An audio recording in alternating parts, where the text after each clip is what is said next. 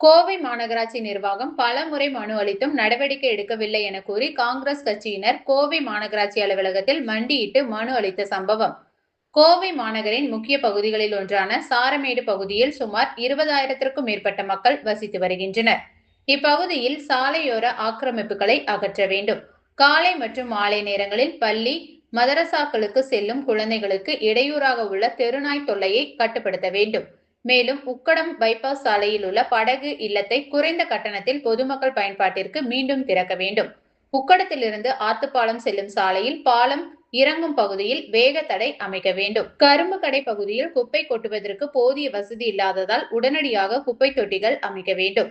இவ்வாறு பல்வேறு கோரிக்கைகளை வலியுறுத்தி பல முறை மனு அளித்தும் மாநகராட்சி நிர்வாகம் உரிய நடவடிக்கை எடுக்கவில்லை என்பதால் மாநகராட்சி ஆணையாளரின் கவனத்தை ஈர்க்கும் வகையில் காங்கிரஸ் கட்சியினர் கோவை மாநகராட்சி அலுவலகத்தில் மண்டியிட்டு மனு அளித்தனர்.